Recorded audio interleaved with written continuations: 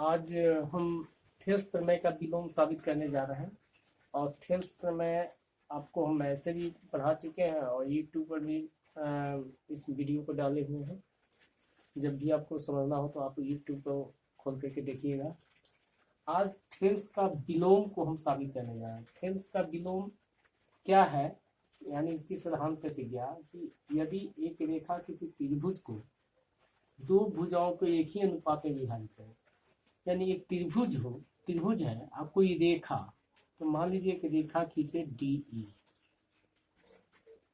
या दो भुजा यानी एक भुजा ए बी और एक भुजा ए सी को समान अनुपात में बांट देती है, तो यह जो रेखा है वह तीसरी भुजा के समानांतर होगी, यही सिद्ध करना है। इसको थेल्स का विलोम क्यों कहते हैं?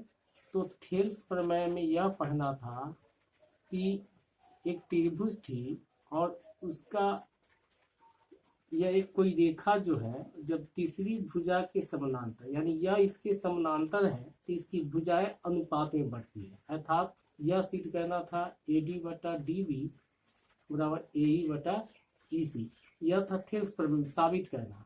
यह हमको मालूम था। यहाँ पर उल्टा है, यह दे रहा है और हमको समानांतर रेखा सिद्ध करनी है, तीसरी भुजा के समानांतर होगी, इसीलिए इसको थेल्स के विलोम भी कहते हैं। तो इसमें विशेष प्रतिज्ञा क्या है? तो विशेष प्रतिज्ञा देखिए, ए बी सी एक त्रिभुज है जिसमें ए डी बटा डी बी बराबर ए ई बटा ई सी आपको पहले से मालूम है। तो क्या सिद्ध करना है? तो सिद्ध करना है कि जो डी रेखा है वह बीसी के समानांतर होगी। इसके लिए हल्का सा रचना की जरूरत पड़ेगी। हम डीएफ समानांतर बीसी खींचा, डीएफ यानी यहां से ऐसे डीएफ समानांतर डीएफ खींचा बीसी के समानांतर, तब इसमें प्रमाण में आते हैं कि कैसे इसको साबित करके दिखलाएंगे, कैसे इसको प्रमाणित करेंगे। तो पहले देखिए, त्रिभुज ए बी सी में डी एफ समानांतर बी सी कहाँ से? रचना से, क्योंकि रचना खींचे हैं। तो याद कीजिए थेल्स प्रमेय, कि थेल्स प्रमेय में था कि जब भी यह रेखा इस रेखा के समानांतर होती है तो इसकी भुजा अनुपातिकता विभाजित होती है। तो वहां पर थेल्स प्रमेय के अनुसार ए डी बटा डी बी हो जाएगा और इधर एफ बटा एफ सी हो जाएगा। इसको मान लेते हैं फर्स्ट संख्या, किंतु ए डी बटा डी बी बराबर ए ई बटा ई सी दिया हुआ है, यहाँ प्रश्न में ही दिया हुआ है कि इतना बराबर है, इसको मान लिए सेकेंड। तो फर्स्ट और सेकेंड से दोनों का LHS बराबर है तो RHS भी बराबर हो जाएगा। देखिए एडी बटा डी बी, और यहाँ तो LHS बराबर है तो RHS भी बराबर हो गया। तो दोनों पक्षों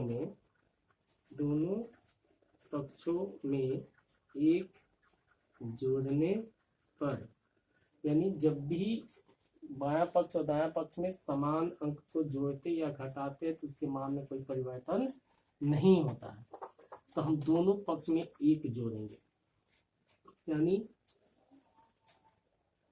एफ बटा ए सी प्लस 1 और ए ई बटा ई सी प्लस 1। तो इसको बट्टा पर क्या हेड बनाइए, ए सी, तो एफ प्लस ए सी हो गया, एफ सी है सर, एफ सी बराबर यहाँ ई सी हो गया ए ई, जो ई सी हो जाएगा तो ये दोनों ए एफ और एफ सी मिल करके क्या बन जाएगा, ए सी, पूरी रेखा बन जाएगी। और नीचे हो गया एफ सी, यहाँ पर भी ए ई और ई सी मिलकर क्या बनेगी, तो ए सी बन जाएगी। तो ए सी, तो दोनों तरफ ए सी है, तो इसलिए एफ सी बराबर ई सी हो जाएगा। यानी एफ से सी की दूरी और ई से सी की दूरी बराबर होगी। तो ये सोचिए, अगर ये अलग होता तो लंबा हो जाता, लेकिन यहाँ पर तो दोनों बराबर, ई से सी की भी दूरी बराबर आ रही है, एफ से सी की भी दूरी बराबर आ रही है, अर्थात एफ बिंदु और ई बिंदु एक ही जगह पर होंगे।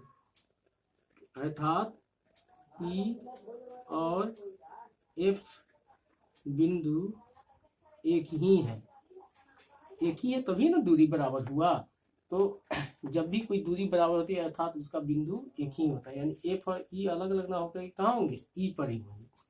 इस नाते से आपका डी ई बराबर हो गया बी सी। ठीक है, जब यह यहाँ पर आ जाएगा तो डी की दूरी और डी एफ सी की दूरी बराबर होगी। मैंने रचना से हम जानते हैं, खींचे हैं डी समानांतर बी सी, किंतु डी ई बराबर डी एफ, सॉरी यहाँ पर गलती लिखा गया है डी एफ, तो यहाँ डी किसके बराबर है, चाहे रचना से हम खींचे डी एफ समानांतर बी सी, तो डी एफ किसके बराबर है, डी के, तो डी एफ की जगह पर डी लिख देंगे, डी समानांतर बी सी। यही ना हमको सिद्ध करना था, यानी प्रमाण में यहाँ डी समानांतर बी सी।